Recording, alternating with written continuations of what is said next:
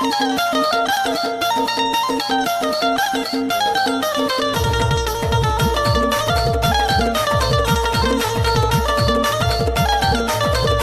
By DJ पहल कुमार करचम सारंगकर वाली। झूमर नाचो झूमर नाचो झूमर नाचो कलीदार लहर से झूमर नाचो झूमर नाचो झूमर नाचो झूमर नाचो कलीदार लहर से झूमर नाचो झूमर नाचो झूमर नाचो झूमर नाचो कलीदार लहर से झूमर नाचो झूमर नाचो झूमर नाचो झूमर नाचो कलीदार लहर से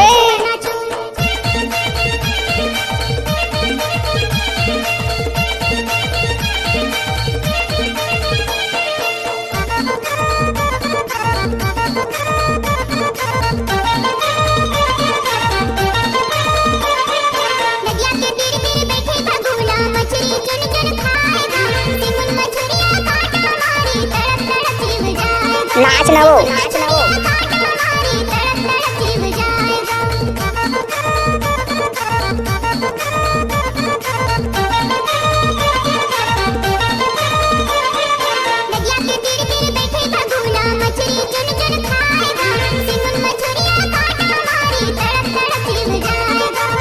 मैंने कब जवाब दे दी।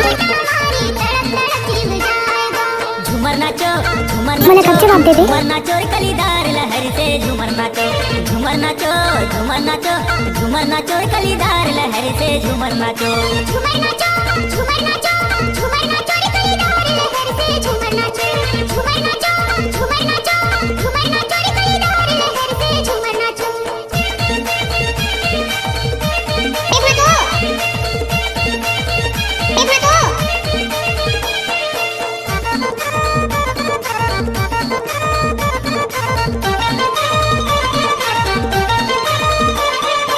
आमा के डारी ले कोयली बोले कुहू कुहू नरी आए वो तो जवानी देख के रानी मोर जीव हलल जाए वो तो जवानी देख के गोरी मोर जीव हलल जाए वो